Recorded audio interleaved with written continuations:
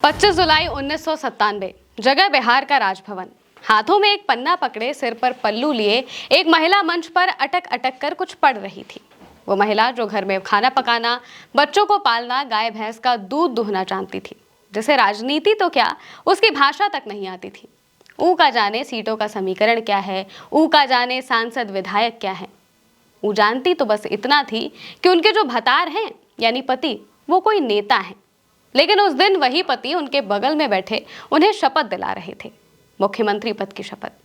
और ये महिला थी बिहार की पहली महिला मुख्यमंत्री राबड़ी देवी। अच्छे वक्त में भी बिहार की विधानसभा कोई मर्दित जगह नहीं है, और बुरे वक्त में तो ऐसी जगह है ही नहीं जहां किसी महिला को अचानक धकेल दिया जाए। लेकिन दुर्भाग्य से बिहार की मुख्यमंत्री राबड़ी देवी के पास कोई चारा नहीं था।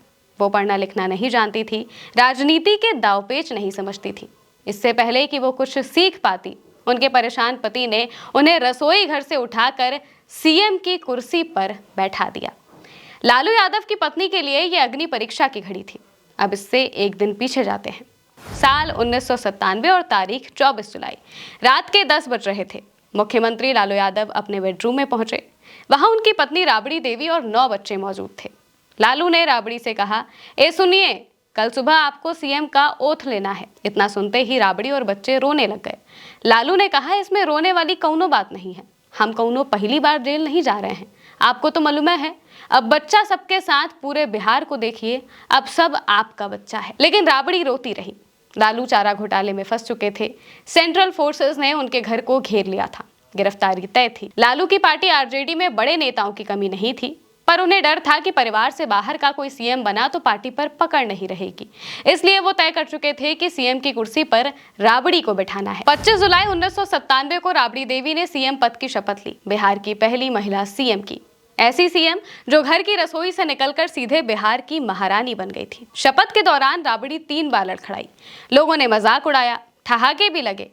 3 दिन बाद राबड़ी देवी विश्वास मत हासिल करने के लिए विधानसभा में खड़ी थी। मुख्यमंत्री अपने लिखित प्रस्ताव को अटक अटक कर पढ़ रही थी, जो कि 1 मिनट से भी कम में खत्म हो गया। उस वक्त मानो वो मुख्यमंत्री नहीं, सिर्फ लालू की पत्नी थी, जिन्होंने बीते कई दिन अपने पति की गिरफ्तारी के डर में रो रो कर काटे थे। लेकिन राजनीति की दुनिया में रिश्तों की दुहाई काम नहीं आती। वहां बैठे सुशील मोदी ने कहा, लालू को मुख्यमंत्री आवास से बाहर निकाला जाए। राबड़ी कुछ संभल कर बोली, मैं उन्हें आपके घर भेज दूंगी। राबड़ी 3 बार सीएम रही। 1955 में नए साल के दिन गोपालगंज जिले के सेलार कला गांव में राबड़ी देवी का जन्म हुआ था। पिता शिव प्रसाद चौधरी और मां महाराजिया देवी का परिवार 2 मंजिला मकान में रहता था। चौधरी सरकारी ठेकेदार थे, पुल बनाने का काम करते थे। उनकी सरकारी राशन की दुकान भी थी, जहां से सेलार कला के आसपास 38 गांव के लोग राशन लेते थे। उनकी पश्चिम बंगाल में एक गौशाला थी, जहां करीब 500 गाय भैंस थी। राबड़ी की शुरुआती पढ़ाई गांव में हुई। यहाँ उन्होंने 5वीं तक की पढ़ाई की। इसके बाद की पढ़ाई के लिए 4 किलोमीटर दूर जाना था। उनके पिता बेटियों को दूर के स्कूल में भेजने से हिचकते थे, इसलिए राबड़ी को पढ़ाई छोड़नी पड़ी। उनकी 2 बड़ी बहनों जलेबा और पाना ने भी पढ़ाई नहीं की। छोटी बहन गिरजा ने 8वीं तक पढ़ाई की। हालांकि उनके तीनों भाइयों ने ग्रेजुएशन तक पढ़ाई की। राबड़ी 18 साल की हुई तो पिता उनकी शादी के लिए लड़का देखने लगे।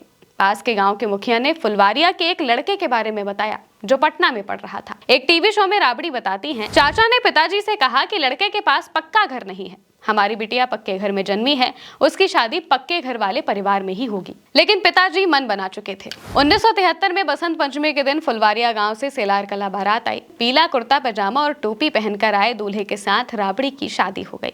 ये दूल्हा लालू प्रसाद यादव थे, जो 17 साल बाद बिहार के मुख्यमंत्री बने। सीनियर जर्नलिस्ट संतोष सिंह अपनी किताब रूल्ड और मिसरूल्ड में लिखते हैं, चौधरी चाहते तो अमीर परिवार में राबड़ी की शादी कर सकते थे, लेकिन वो लालू की बुद्धि, कद काठी और पढ़ाई से प्रभावित हो गए थे। उस वक्त तक राजनीतिक खेमे में लालू की चर्चा होने लगी थी। चौधरी ने लालू को दहेज में 5 बीघा जमीन और 5 गाय दी। लालू यादव अपनी biography Gopalganj to Raisina my political journey में लिखते हैं, शादी से पहले मैंने एक भरोसेमंद दोस्त को राबड़ी के घर भेजा। उसने जो जानकारी दी उससे मुझे लगा सब ठीक है। शादी के वक्त जब मैंने सिंदूरदान किया तब भी राबड़ी ने घूंघट कर रखा था। गौने के बाद जब वो घर आई तब मैंने उन्हें पहली बार देखा। कुछ दिनों बाद राबड़ी भी पटना पहुंच गई। फिर दिन आया 18 मार्च 1974 का। हजारों छात्रों ने विधानसभा का घेराव कर दिया। पुलिस ने आंदोलनकारी छात्रों पर लाठीचार्ज किया और आंसू गैस के गोले छोड़े। कई लोग घायल हुए। अफवाह फैल गई कि पुलिस की फायरिंग में लालू की मौत हो गई। राबड़ी तक भी ये बात पहुंच गई। उसी दिन लालू पुलिस से बचते हुए राबड़ी से मिले और समझाया। इसके बाद वो अंडरग्राउंड हो गए। इधर पुलिस लालू के पीछे पड़ी हुई थी। 22 मार्च 1974 को वो गिरफ्तार हो गए। मीसा एक्ट के तहत उन्हें बांकीपुर जेल भेजा गया। 2 साल तक लालू जेल में ही रहे। इस दौरान राबड़ी उनसे मिलने आती रही। एक टीवी शो में राबड़ी ने बताया, जेल में मैं एक आदमी के हाथों उनके लिए घर से दूध, फल, दही, चूड़ा भेजती थी। वो उसके हाथों छोटी छोटी चिट्ठियां भी भेजते। 1990 में लालू यादव पहली बार सीएम बने। तब वो पटना के वेटनरी कॉलेज में प्यून क्वार्टर में रहते थे। राबड़ी और बच्चे भी वहां रहते थे। लालू को सीएम हाउस अलॉट हो चुका था, फिर भी वो 4 महीने प्यून क्वार्टर में ही रहे। इस दौरान एक जर्नलिस्ट ने राबड़ी से पूछा, लालू जी को इतना बड़ा बंगला मिल गया है, फिर भी आप यहाँ क्यों रहती हैं? राबड़ी ने जवाब दिया, यही रहने की आदत है, अच्छा लगता है। खपरेल की छत वाले घर में राबड़ी जमीन पर बैठकर खाना पकाती, कपड़े धोती, बर्तन मांजती और बच्चों को संभालती। उन्हें राजनीति में कोई दिलचस्पी नहीं थी। 28 जुलाई 1997 को बिहार विधानसभा में विश्वास प्रस्ताव लाया गया। गुलाबी साड़ी पहनी राबड़ी ने पहले से तैयार पाठ को रुक रुक कर पढ़ा। 1 मिनट में उनका भाषण खत्म हो गया।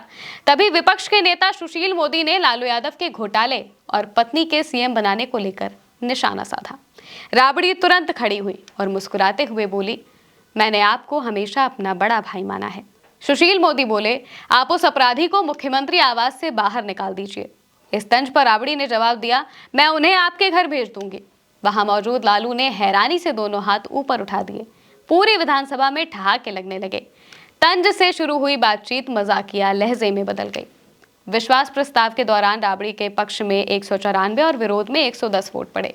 जब राबड़ी विधानसभा से बाहर आई तो उन्होंने मीडिया से कहा, मैं पति की हर बात मानूंगी, लेकिन उनके गलत आदेश नहीं। इंडिया टुडे मैगजीन की रिपोर्ट के मुताबिक लालू राबड़ी को हर उस जगह ले गए जो उनके लिए तीर्थ थे। कदम कुआं में जयप्रकाश नारायण के घर, पाटन देवी मंदिर, सेक्युलरिज्म के लिए 1-2 मजारे। लालू ने उन्हें वॉकी टॉकी चलाना भी सिखाया था। फिर राजनीतिक व्यवहार की एक क्लास दी। मसलन साड़ी का पल्लू सिर पर रखें, हिंदुओं को नमस्ते और मुस्लिमों को आदाब करें, बुर्का पहनी मुस्लिम महिलाओं को बेहिचक गले लगाएं और भरोसा दिलाएं कि उनकी पार्टी किसी सांप्रदायिक ताकत से उन्हें खतरा नहीं होने देगी। जेल में रहते हुए भी लालू जिससे चाहे उससे मिल सकते थे। वहीं से वो राबड़ी को डायरेक्शन देते, ट्रांसफर पोस्टिंग जैसे तमाम जरूरी सरकारी कामों के लिए अधिकारियों को बुलाते। लेकिन राबड़ी देवी के शासन में ही बिहार में जंगल राज का टैग भी मिला, जिसकी वजह उनके भाई साधु यादव बने थे। 3 जुलाई 1999 साधु यादव के फ्रेजर रोड वाले बंगले के गैराज में एक सफेद जेन कार में 2 शव मिले। ये शव गौतम और शिल्पी के थे। उनके परिजनों का दावा था कि शिल्पी का गैंगरेप करके उसे मार दिया गया। वहीं शिल्पी को बचाने पहुंचे उसके प्रेमी गौतम का गला दबाकर हत्या कर दी गई। अनुरंजन झा अपनी किताब गांधी मैदान ब्लफ ऑफ सोशल जस्टिस में लिखते हैं, राबड़ी की नाक के नीचे साधु और सुभाष की शह पर उनकी ही पार्टी के नेता हर तरह के कुकर्म करते रहे। साधु और सुभाष ने बिहार के अपराध को अपनी मुट्ठी में ले लिया था। नरसंहार, अपहरण, हत्या, रेप, चोरी, डकैती जैसे तमाम अपराध बढ़ने लगे। अफसर भी मनमानी करने लगे। घूसखोरी और घोटाले चरम पर थे। इसी माहौल में 5 अगस्त 1997 को एक मामले की सुनवाई करते हुए पटना हाईकोर्ट के जस्टिस वीपी सिंह और जस्टिस धर्मपाल सिंह की बेंच ने कहा, बिहार में सरकार नाम की कोई चीज नहीं है, जंगल राज है। भ्रष्ट अफसर प्रशासन चला रहे हैं। विपक्ष ने जंगल राज कहकर राबड़ी और लालू को आड़े हाथों लिया। जंगल राज लोगों की जुबान पर चढ़ गया। वहीं लालू राबड़ी के बच्चे समझ चुके थे कि अब मामाओं को दूर करना होगा। किताब रूल्ड और मिसरूल्ड के मुताबिक एक समय के बाद लालू और राबड़ी के बच्चों ने अपने दोनों मामाओं साधु और सुभाष के बढ़ते प्रभाव को कम करने की ठान ली।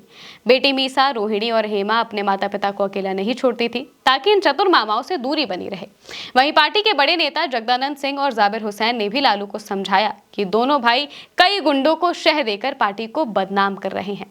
आज साधु और सुभाष से लालू, बहन राबड़ी और उनका परिवार काफी दूर है। लालू बताते हैं कि राबड़ी को ना तो मेकअप का शौक है, ना ही लिपस्टिक लगाने का। उनकी जिंदगी बच्चों को संभालने और घर रसोई के काम करने में ही बीत गई। जब वो सीएम बनी तब भी उन्होंने ऐसे शौक नहीं रखे। हालांकि वो छोटी बिंदी और लंबा सिंदूर लगाती हैं। वहीं हर करवा चौथ और छठ पर लालू घर में ही रहते हैं और राबड़ी की मदद करते हैं। फिलहाल राबड़ी बिहार विधान परिषद की सदस्य यानी एमएलसी और नेता प्रतिपक्ष हैं। इसके अलावा वो आरजेडी के राष्ट्रीय उपाध्यक्ष हैं। पार्टी के बड़े फैसलों में अहम भूमिका भी निभाती हैं। पूरे परिवार के साथ पटना में ही रहती हैं उनकी कहानी बताती है कि कैसे जब दायित्व मिलता है तो उसे संभालना कर्तव्य बन जाता है और रसोई से निकली हुई महिला एक राज्य को संभाल सकती है। ये भी उन्होंने कई बार बताया है। फिलहाल के लिए मेरे साथ इस कहानी में इतना ही। आप देखते रहिए उल्टा चश्मा यूसी।